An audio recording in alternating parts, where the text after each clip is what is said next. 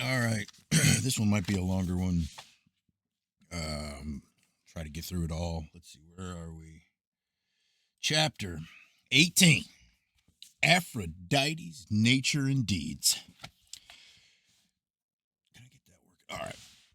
Aphrodite could seldom be persuaded to lend the other goddesses her magic girdle, which made everyone fall in love with its wearer, for she was jealous of her position. Zeus had given her in marriage to Hephaestus, the lame smith god, but the true father of the three children with whom she presented him, Phoebus, Demas, and Harmonia, was Aris, the straight-limbed, impetuous, drunken, and quarrelsome god of war. Hephaestus knew nothing of the deception until one night the lovers stayed too long together in bed at Ares' Thracian palace, where then Helios, as he rose, saw them at their sport and told tales to Hephaestus. B. Hephaestus angrily retired to his forge and hammered out a bronze hunting net as fine as gossamer but quite unbreakable, which he secretly attached to the posts and sides of his marriage bed. He told Aphrodite, who returned from Thrace, all smiles, explaining that she had been away on business at Corinth. Pray excuse me, dear wife. I am taking a short holiday on Lemnos, my favorite island. Aphrodite did not offer to accompany him, and when he was out of sight, sent hurriedly for Ares, who soon arrived.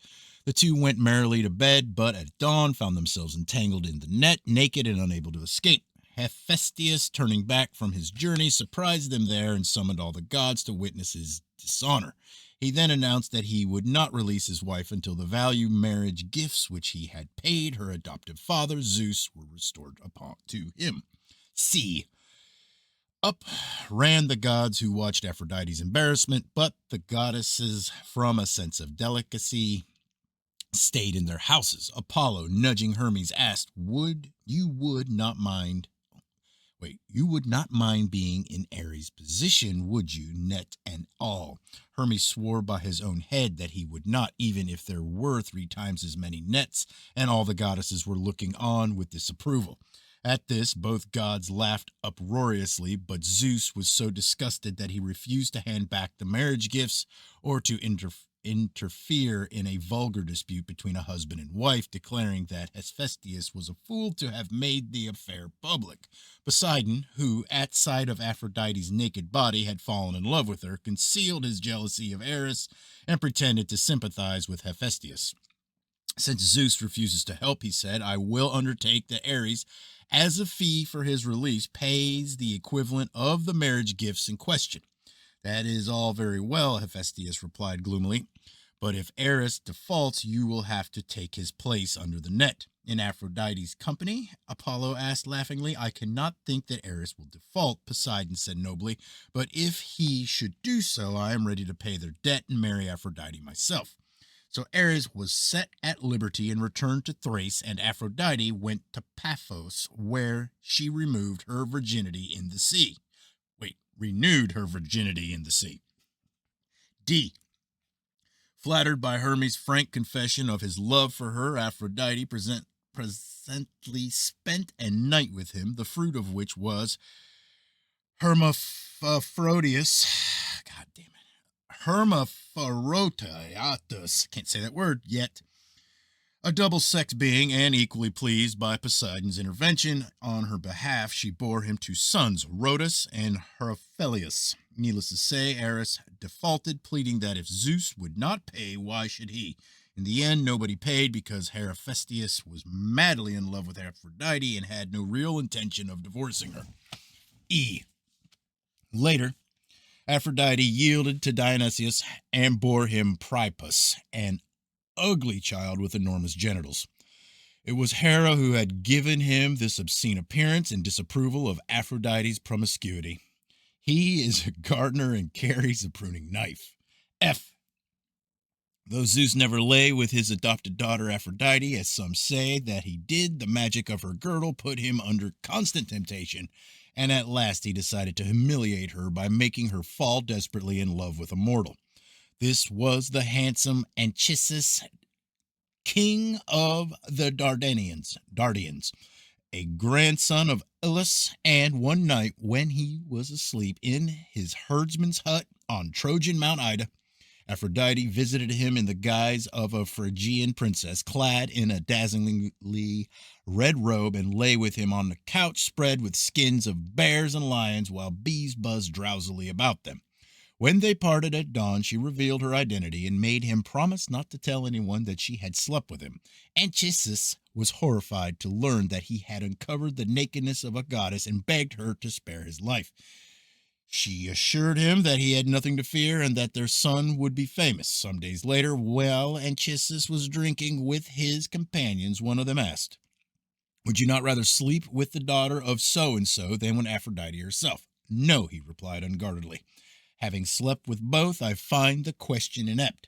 Gee. Zeus overheard this boast and threw a thunderbolt at Anisus, which would have killed him outright had not Aphrodite interposed her girdle and thus diverted the bolt into the ground at his feet. Nevertheless, the shock so weakened Anisus that he could never stand upright again, and Aphrodite, after bearing his son Aeneas, soon lost her passion for him. One day, the wife of King Cinyras, the Cyprian. Oh, Jesus. One day, the wife of King Cinyras, the Cyprian, but some call him King Phoenix of Balbus, and some King Thetis of Assyrian, foolishly boasted that her daughter Smyrna was more beautiful even than Aphrodite. The goddess avenged this insult by making Smyrna fall in love with her father and climb into his bed one dark night when her nurse had made him too drunk to realize what he was doing. Later, Cinyras discovered that he was both the father and grandfather of Smyrna's unborn child, and, wild with wrath, seized the sword and chased her from the palace. He overtook her on the brow of a hill, but Aphrodite hurriedly changed Smyrna into a mere tree, which the descending sword split in halves. Out tumbled the infant Adonis. Aphrodite, already repenting of the mischief that she had made, concealed Adonis in a chest, which she entrusted to Persephone, queen of the dead, asking her to stow it away in a dark place. Persephone had the curiosity to open the chest and found Adonis inside. He was so lovely that she lifted him out and brought him up in her own palace. The news reached Aphrodite, who at once visited Tartarus to claim Adonis, and when Persephone would not assent, having by now made him her lover, she appealed to Zeus. Zeus, well aware that Aphrodite also wanted to lie with Adonis, refused to judge so unsavory a dispute and transferred it to a lower court presided over by the muse Calliope. Calliope's verdict was that Persephone and Aphrodite had equal claims on Adonis. Aphrodite for arranging his birth, Persephone for rescuing him from the chest, but that he should be allowed a brief annual holiday from the amorous demands of both these insatiable goddesses. She therefore divided the year into 3 equal parts, of which he was to spend one with Persephone, one with Aphrodite, and the third by himself. Aphrodite did not play fair by wearing her magic girdle all the time. She persuaded Adonis to give her his own share of the year, grudge the share due to Persephone, and disobey the court order. Persephone, justly aggrieved, went to Thrace, where she told her benefactor Ares that Aphrodite now preferred Adonis to himself. "A mere mortal," she cried, "and effeminate at that. Ares grew jealous and disgusted as a wild boar rushed at Adonis, who was out hunting on Mount Lebanon, and gored him to death before Aphrodite's eyes. Anemones sprang from his blood, and his soul descended to Tartarus. Aphrodite went tearfully to Zeus and pleaded that Adonis should not have to spend more than a gloomier half of the year with Persephone, but might be her companion for the summer months. This Zeus magnanimously granted, but some say that Apollo was the boar and revenged himself for an injury Aphrodite had done to him. Once, to make Adonis jealous, Aphrodite spent several nights at Lilybaeum with Boots the Argonaut. and by him became the mother of Eryx, a king of Sicily. Her children by Adonis were one son, Golgos, founder of Carpaean Golgi, and a daughter, Baro, founder of Baroa in Thrace. And some say that Adonis, not Dionysius, was the father of her son Priapus. L. The fates assigned to Aphrodite one divine duty only, namely to make love. But one day, Athene, catching her surreptitiously at work on her loom, complained that her own prerogatives had been infringed and threatened to abandon them altogether. Aphrodite apologized profusely and has never done a hand's turn of work since.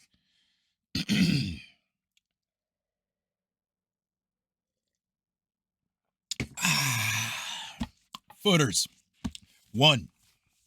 The later Hellenes belittled the great goddess of the Mediterranean who had long been supreme at Corinth, Sparta, Thespae, and Athens by placing her under male tutelage and regarding her solemn sex orgies as adulterous indiscretions. The net in which Homer represents Aphrodite as caught by Hephaestus was originally her own as goddess of the sea, and her priestess seemed to have worn it during the spring carnival. The priestesses of the Norse goddess Hol or God did the same on May Eve. 2. Priapus originated in the rude wooden phallic images which presided over Dionysian orgies. He is made a son of Adonis because of the miniature gardens offered at the festivals. The pear tree was sacred to Hera as prime goddess of the Peloponnese, which was therefore called Apa. 3.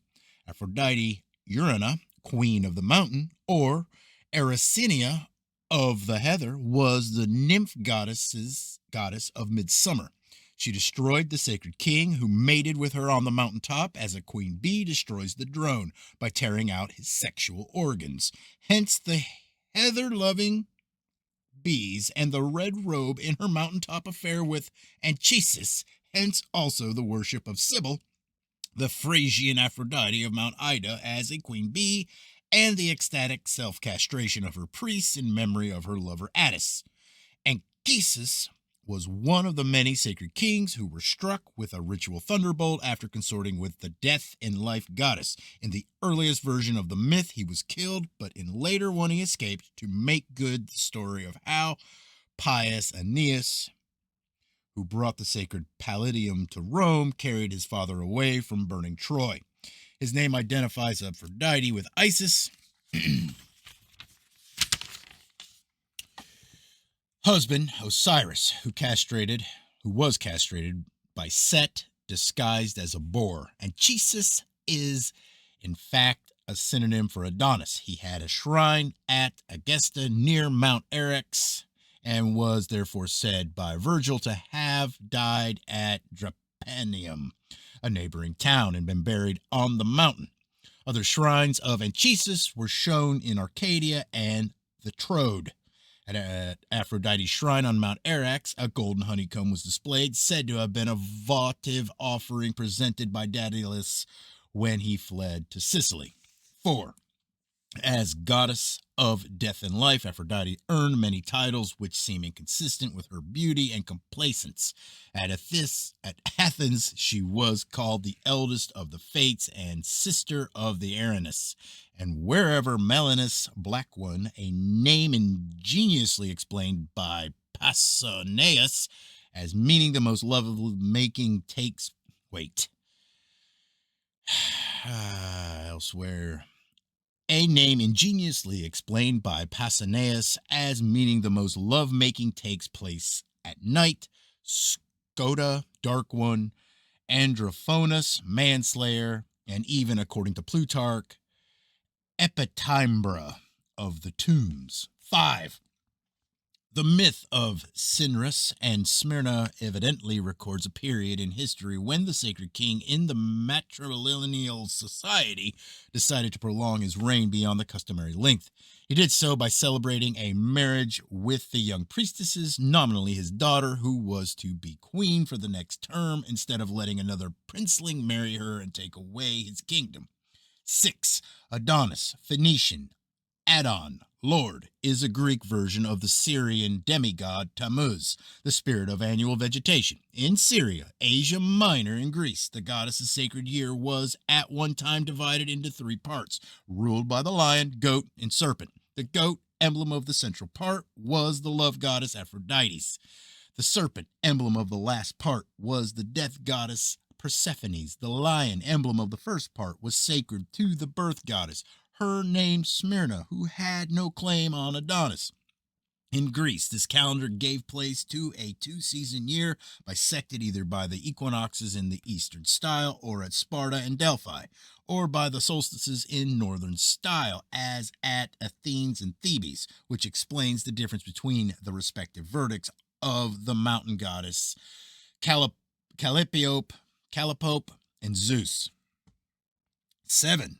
Tammuz was killed by a boar like many similar mythical characters: Osiris, Cretan Zeus, Ancaeus of Arcadia, Carmanor of Lydia, and the Irish hero Dermod. This boar seems once to have been a sow with crescent-shaped tusks, the goddess herself as Persephone, but when the year was bisected, the bright half ruled by the sacred king and the dark half ruled by his Tanist, or rival. This rival came in wild boar disguise, like Set when he killed Osiris, or Finn MacCool when he killed Diarmuid. Tammuz's blood is allegorical of the anemones that reddened the slopes of Mount Lebanon after the winter rains. The Adana, a mourning festival in honor of Tammuz, was held at Biblios every spring. Adonis's birth from a myrrh tree. Myrrh, being a well-known aphrodisiac, shows the orgiastic characters of his rites. The drops of gum which the myrrh tree shed were supposed to be tears shed for him. Hyginus makes Cinyranus king of Assyria, perhaps because... Hyginus makes Sinrus king of Assyria, perhaps because Tammuz worship seemed to have originated there. 8. Aphrodite's son, Hermaphroditus, was a youth with womanish breasts and long hair. Like an androne, or bearded woman, the hermaphrodite had, of course, its freakish physical counterpart, but as religious concepts both originated in the transition from matriarchy to patriarchy, Hermaphroditus is the sacred king of deputizing for the queen and wearing artificial breasts. Androgyne is the mother of pre-Hellenic clan, which has avoided being patriarchalized. In order to keep her magistratal powers or to ennoble children born to her from a slave father, she assumes a false beard, as was the custom at Argos. Bearded goddesses like the Cyprian Aphrodite and womanish gods like Dionysius correspond with these transitional social stages. 9. Harmonia is at first sight a strange name for a daughter born by Aphrodite to Aris, but then as now more than usual affection and harmony prevailed in a state which was at war. All right.